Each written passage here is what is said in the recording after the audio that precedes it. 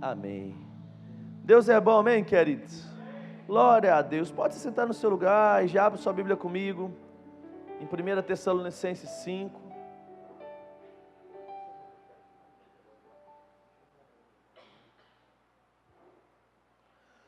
Tessalonicenses, capítulo de número 5, e hoje eu tenho a incumbência de fechar as quintas temáticas desse mês, e nesse mês você aprendeu um pouco sobre gratidão, amém, queridos? Eu acredito que se você já está praticando aquilo que você tem aprendido, a sua vida nunca mais será a mesma, porque gratidão tem o poder de mudar histórias, gratidão tem o poder de mudar desfechos, casamentos, relacionamentos, trabalho, ministério. Gratidão tem o poder de mudar tudo a nossa vida, por completo. 1 Tessalonicenses, capítulo de número 5, no verso número 18. Quem chegou lá comigo, diga, eu sou grato. Aleluia. E ele diz assim: deem graças em todas as circunstâncias, porque essa é a vontade de Deus para vocês em Cristo Jesus. Vou ler de novo, ele diz: deem graças em todas as circunstâncias. O que eu quero começar a chamar a sua atenção, querido, nesse versículo, é que não é deem graças por todas as circunstâncias. Existe uma diferença entre você agradecer por tudo e você manter uma vida de gratidão em tudo. Eu não sei, querido, se você já entendeu de uma forma errada isso, mas quando eu era adolescente e criança, e eu ouvia pessoas falarem sobre isso, eu achava que tinha que agradecer a Deus por tudo. Eu tinha que chegar lá e machuquei o pé, Pai, obrigado porque eu machuquei o pé. Está faltando dinheiro, Pai, obrigado porque está faltando dinheiro. Mas não é isso que a Bíblia está dizendo. A Bíblia não está dizendo para você viver uma vida de gratidão por aquilo que é ruim. A Bíblia está dizendo, querido, que nós precisamos manter uma vida de gratidão, ainda que tudo esteja ruim. Não agradecendo por aquilo que é ruim, mas agradecendo por aquilo que Deus é. Uma vida de gratidão, como nós temos aprendido ao longo desse mês, tem o poder de mudar a nossa estrutura por completo. A vida de gratidão te aproxima de Deus, a vida de gratidão te aproxima de pessoas, a vida de gratidão, ela vai produzir um ambiente para que Deus possa te abençoar. E eu quero nessa noite te inspirar, querido, a começar a criar uma cultura de gratidão na sua vida. Não uma gratidão apenas por grandes coisas, mas uma gratidão no dia a dia por pequenas coisas. Quer ver aqui? Quem seria grato, tremendamente grato, por uma pessoa que te desse uma casa hoje à noite? Quem seria grato por receber uma casa? Glória a Deus. Agora eu pergunto, quem aqui seria tremendamente grato se alguém te desse um carro zero essa noite? Olha aí, não é? Quem seria tremendamente grato se você ganhasse um iPhone 10 ou um S9 aí? Quem seria tremendamente grato? Agora eu falo para você, quem aqui seria tremendamente grato se uma pessoa te desse uma bala? Sabe, irmão, mas eu falo para você disse para mim que seria grato em todas essas situações. Mas eu pergunto para você manifesta gratidão na mesma intensidade para com a pessoa que te deu o carro, para com a pessoa que te deu uma bala, sim ou não? Muitas vezes não.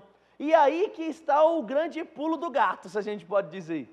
A nossa gratidão, ela não pode ter uma intensidade ou uma dimensão apenas por aquilo que alguém depositou na nossa vida. Mas nós precisamos aprender a ser tremendamente gratos, não por aquilo que a pessoa nos deu, mas por aquilo que simplesmente ela fez quanto à ação de nos dar.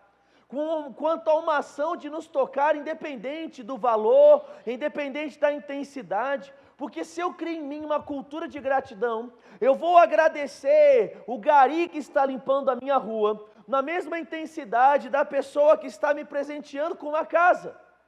E muitas vezes, porque a nossa gratidão tem sido medida por aquilo que nós recebemos, nós temos nos esquecido de, na vida diária, manifestar essa gratidão a pessoas. Eu quero, querido, te incentivar a ter um muito obrigado nos seus lábios de forma abundante. Eu quero te incentivar a ser um cristão que agradece as pessoas por tudo que elas estão fazendo por você. Eu quero que você aprenda a agradecer todos os dias o seu patrão pelo emprego que ele te deu. Eu quero que você aprenda a agradecer todos os dias a pessoa do DAI, porque está chegando água na sua casa. Sabe, irmão, muitas vezes nós temos passado despercebido na vida de pessoas e nós temos esquecido de agradecer. E como nós temos visto aqui, gratidão é uma vida. O justo vive pela fé, amém? E a vida de fé nos faz viver uma vida de gratidão. E essa gratidão, ela é manifesta por meio de expressões. Uma vida de gratidão, ela é expressa por meio de palavras, como nós vimos lá na primeira quinta. Uma vida de gratidão, ela é expressa por meio de presentes. Uma vida de gratidão, ela é manifesta fazendo o mesmo. E é um pouquinho sobre isso que eu quero bater mais nessa noite com você. Não na ideia de bater, de machucar, mas na ideia de frisar essa verdade. E eu queria que você abrisse sua Bíblia comigo, lá em Mateus capítulo de número 26. Aleluia. Mateus capítulo de número 26.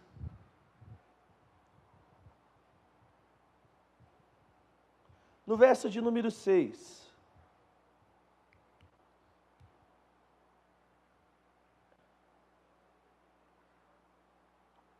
Ele diz assim, ó: estando Jesus em Betânia, na casa de Simão o leproso, aproximou-se dele uma mulher que trazia um vaso de alabastro cheio de bálsamo precioso, e lhe derramou sobre a cabeça, estando ele reclinado à mesa. Quando os discípulos viram isso, indignaram-se e disseram: para que isso? Para que esse desperdício? Pois esse bálsamo podia ser vendido por muito dinheiro, que se daria aos pobres. Para comigo aqui e vamos entender o que é que está acontecendo. Nós estamos diante de uma situação de uma mulher, que de repente no meio de um jantar ela chega com algo muito valioso.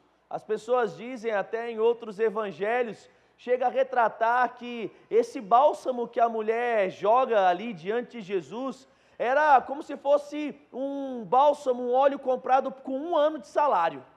É por isso que é o espanto dos discípulos. Chega lá, de repente está Jesus, e aí essa mulher vem e lança sobre ele 1 ano de salário. Agora para aí, pensa quanto você ganha por mês, não é? Vamos lá, Milão, o salário mínimo, 12 mil reais. A mulher compra um troço de 12 mil reais, aí ela chega diante de Jesus e ela simplesmente joga nele. Ela não dá para ele para passar de pouquinho, não dá para ele para revender, ela simplesmente joga sobre ele. E as pessoas que elas estavam do lado, elas começam: para que isso? Para que jogar um troço de 12 mil reais? Isso no salário mínimo de 1.000 reais, se você ganha, não é mais do que isso, se você ganha 3 contas, a gente está falando aí de 3 vezes 12, a gente está falando de 36 mil. Eles começam a olhar e falam: para que isso? O que eu quero chamar a sua atenção, irmão, é que nessa situação nós temos 2 sentimentos. O primeiro sentimento é o sentimento da mulher, que ela está tão grata por aquilo que aconteceu na vida dela, através da vida de Jesus, que ela não mede a quantia financeira, ela não mede esforço, ela não liga, tudo que ela quer fazer é retribuir, na mesma medida, em uma medida maior, aquilo que um dia Jesus tocou a vida dela. Mas nós temos também um outro grupo de pessoas, e eu não estou falando só de Judas, eu estou falando de todos os outros discípulos, porque aparentemente era um denominador comum, um espanto do que aquela mulher estava fazendo. Eles olham e eles não entendem, sabe por quê? Porque quem não vive uma vida de gratidão, não entende quem vive uma vida de gratidão. Vou falar de novo para você. Quem não sabe ser grato, chama atitudes de gratidão de bajulação, de puxa-saquismo. E muitas vezes nós como cristãos, para não sermos taxados como puxa-sacos, nós temos esquecido e perdido a oportunidade de viver uma vida de gratidão. E a vida de gratidão, querido, vai fazer com que nós venhamos reconhecer tudo aquilo que homens e Deus fizeram para nós, e ao retribuir isso em honra, nós vamos colher também em honra, porque a Bíblia diz que tudo aquilo que o homem plantar, ele vai ceifar. Pastor, o que é que você está dizendo? Irmão, viver uma vida de gratidão, muitas vezes vai fazer você ser taxado como louco, vai fazer você ser taxado como puxa-saco. Mas o que eu quero chamar a atenção nessa noite é que não importa aquilo que um homem pensa ao meu respeito, importa aquilo que Deus pensa ao meu respeito. Aquela mulher estava tão grata por aquilo que Jesus tinha feito por ela, perdoando, incentivando ela a viver uma vida diferente, que ela coloca uma grande quantidade de dinheiro sobre Jesus. Meu irmão, o que é que você está disposto para honrar pessoas que ao longo da sua vida têm marcado a sua história? Eu não sei se você tem pessoas assim, querido, mas eu tenho pessoas que durante a minha vida, em alguns momentos, elas foram cruciais e deixaram marcas na minha vida. E sabe o que acontece? Muitas vezes nós sofremos de uma síndrome de memória curta, e nós esquecemos daquilo que as pessoas fizeram para nós, e nós esquecemos, e pelo fato de esquecermos disso, nós não continuamos manifestar gratidão para essas pessoas. Eu me lembro certa vez de uma pessoa, um pastor que de uma determinada denominação, doou toda a sua vida por aquela igreja, aquela obra. Começou do zero aquela obra, semeou, plantou, cuidou de ovelhas, cuidou de pessoas. E quando chegou o momento da vida dele de ser jubilado, um momento onde ele já não conseguia mais trabalhar com as suas forças, já não conseguia mais pegar no arado, quando chegou o momento de honra, as pessoas que vieram depois dele, por não cultivar esse princípio de honra, deixaram esse pastor quase passando fome. E eu me recordo, querido, que quando as pessoas estavam me contando essa história, e eu peguei e falei assim: pai, eu não posso ser como essas pessoas, eu não posso ser como aqueles que olham apenas para o presente, eu preciso ser uma pessoa que sabe valorizar os feitos de grandes homens do passado, porque se nós estamos aqui, irmãos, é porque um dia alguém fez algo para nós estarmos aqui. Einstein, ele fala algo que eu acho interessante, e ele diz que se eu cheguei onde eu cheguei, é porque eu sempre estive apoiado sobre os ombros de gigantes. Sabe, não é um versículo bíblico, mas é uma verdade bíblica. Se nós podemos pregar hoje o Evangelho, é porque Paulo estava preso em Atos. Se nós podemos hoje ter a revelação do Evangelho, é porque João foi lançado várias vezes em óleo fervendo, e mesmo sem morrer, uma vez exilado na ilha de Patmos, ele teve um vislumbre, uma visão do livro de Apocalipse. Irmão, se nós estamos aqui, é porque os heróis da galeria da fé de Hebreus 11 padeceram coisas para construir uma carreira, para que eu hoje e você hoje pudéssemos estar livres. Leandro, o que é que você está falando? Sabe, irmão, pode ser que na sua vida você não tenha tantas circunstâncias para agradecer, quanto a dinheiro sobrando, quanto a uma vida sem problema, mas eu quero dizer, querido, que independente das circunstâncias que você vive, existe uma história que você sempre pode lembrar e agradecer. Existe uma história de homens de fé, existe uma história de pai e mãe de fé, existe uma história de líderes e pastores de fé. E o que eu quero chamar a sua atenção nessa noite, irmão, é que nós não podemos viver como o homem tem vivido, quando ele condena uma história de sucesso por um erro e um fracasso. Muitas vezes, irmãos, nós estamos matando pessoas que viveram uma vida depositando coisas em nós por um erro no fim do percurso delas. Um erro não é maior do que uma vida de acertos.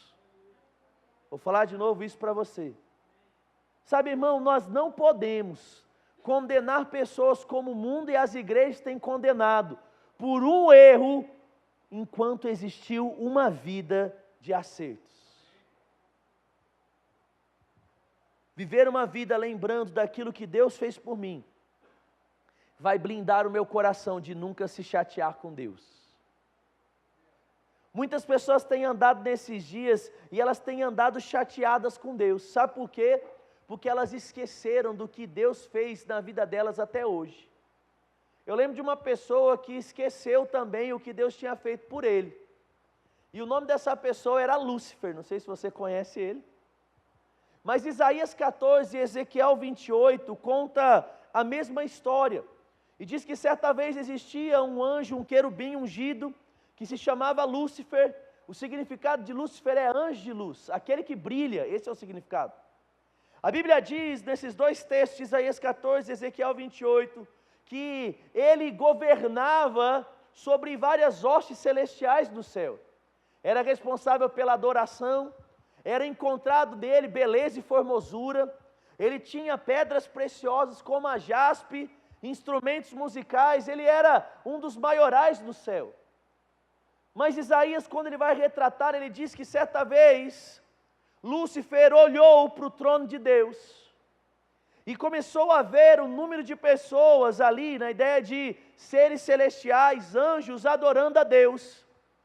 Ele começa a olhar para si, e ele diz: eu posso colocar o meu trono sobre o trono de Deus.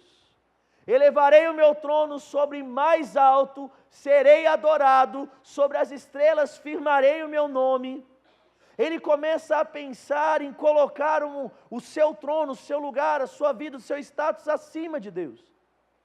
E a Bíblia diz que de repente, quando ele começa a pensar sobre isso, maldade penetra no coração dele, é criado dentro dele, e ele deixa de ser Lúcifer para se tornar Satanás, o perseguidor, aquele que há em trevas.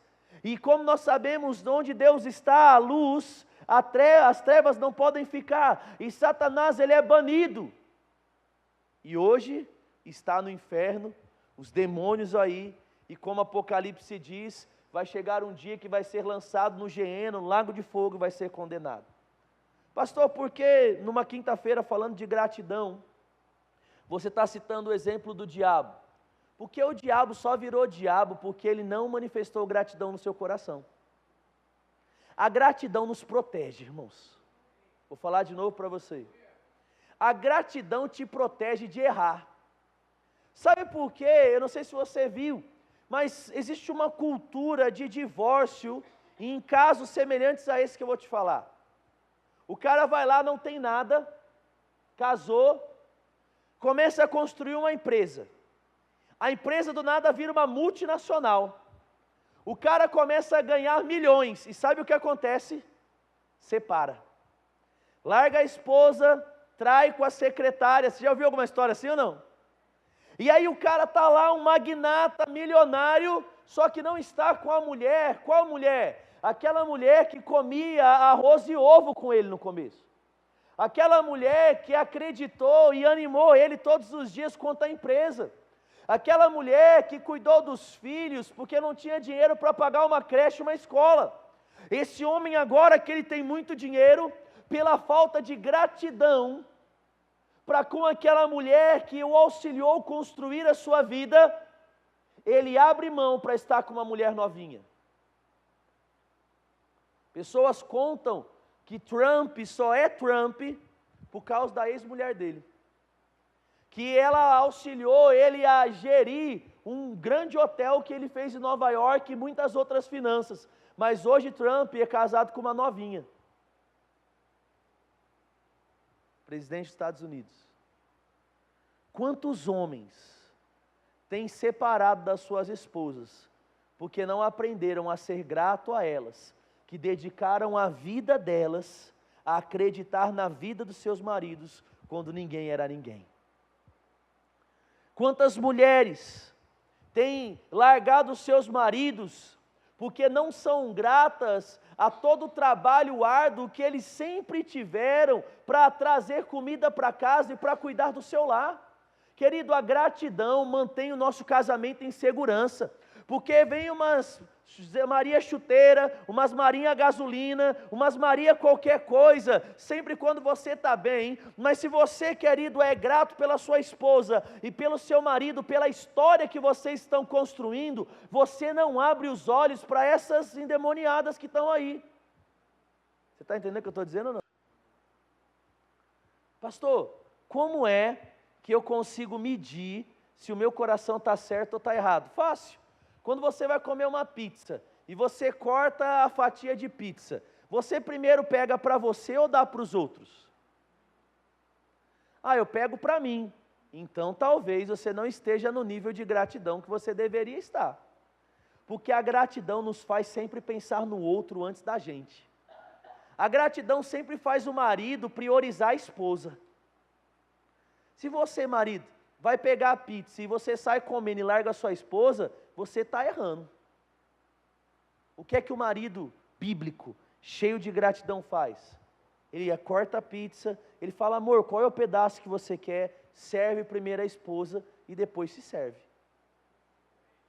Amém ou não amém? Amém. Pastor, mas e uma esposa que ela é grata? Quando ela está cortando a pizza, ela faz isso com o marido. Amor, o que é que você quer? Ah, isso aqui. Aí beleza, depois ela pega para ela. Como é que uma pessoa ingrata faz? Cada um por si, Deus por todos. Como é que uma pessoa ingrata faz? Ela só pensa nela.